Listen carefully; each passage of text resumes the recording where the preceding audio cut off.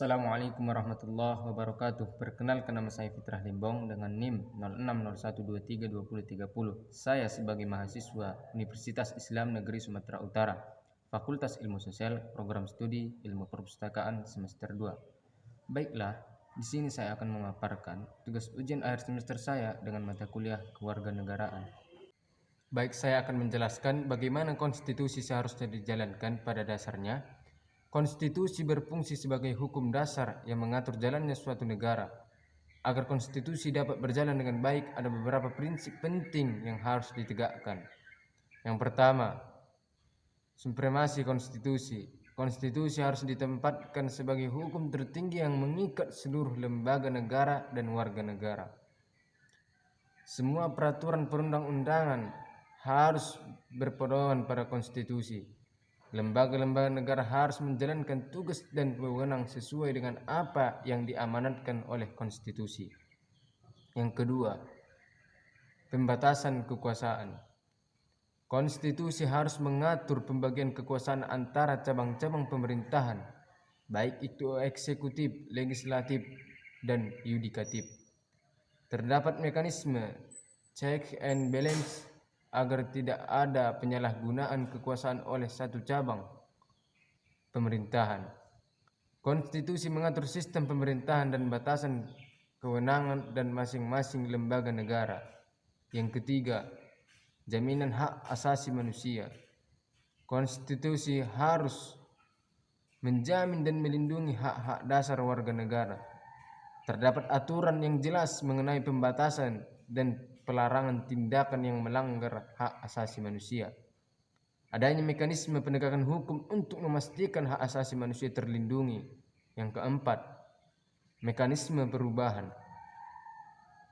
Konstitusi harus mengatur tata cara persyaratan untuk mengubah atau merevisi konstitusi. Proses perubahan harus melibatkan partisipasi publik dan memperhatikan nilai-nilai demokrasi. Perubahan konstitusi bertujuan untuk menyesuaikan dengan perkembangan zaman dan kebutuhan masyarakat dengan menerapkan prinsip-prinsip tersebut. Konstitusi dapat berfungsi secara optimal sebagai landasan dalam menjalankan roda pemerintahan dan penyelenggaraan negara yang demokrasi, berkeadilan, dan sejalan dengan cita-cita bangsa. Jika konstitusi tidak berjalan dengan baik, dan beberapa solusi yang dapat dilakukan. Yang pertama, revisi atau amandemen konstitusi. Jika terdapat pasal-pasal dalam konstitusi yang sudah tidak sesuai dengan perkembangan zaman atau menghambat penyelenggaraan negara yang baik, maka dapat dilakukan revisi atau amandemen konstitusi. Proses amandemen harus melibatkan partisipasi masyarakat luas dan memenuhi persyaratan yang ditetapkan dalam konstitusi. Tujuannya adalah untuk memperbaiki dan menyempurnakan konstitusi agar dapat berjalan dengan lebih efektif. Yang kedua, penegakan supremasi konstitusi. Lembaga-lembaga negara harus memastikan bahwa semua peraturan perundang-undangan dan tindakan pemerintah benar-benar sesuai dengan konstitusi. Perlu adanya mekanisme kontrol dan pengawasan yang kuat, baik dari lembaga yudikatif maupun lembaga-lembaga lainnya yang berwenang. Jika terdapat pelanggaran konstitusi, harus ada konsekuensi hukum yang tegas. Yang ketiga, penguatan budaya konstitusional. Perlu adanya upaya untuk menanamkan dan memperkuat budaya konstitusional di dalam masyarakat. Hal ini dapat dilakukan melalui pendidikan kewarganegaraan, sosialisasi, dan kampanye publik.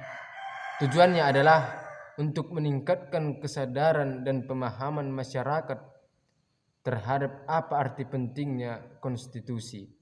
Yang keempat, peningkatan integritas penegak hukum. Lembaga-lembaga penegak hukum seperti pengadilan dan aparat penegak hukum harus memiliki integritas dan komitmen yang kuat dalam penegakan konstitusi. Diperlukan upaya untuk meningkatkan profesionalisme, independensi, dan akuntabilitas lembaga penegak hukum. Hal ini akan memastikan bahwa konstitusi benar-benar ditegakkan secara adil dan konsisten. Sekian dari pemaparan materi ujian saya. Assalamualaikum warahmatullahi wabarakatuh.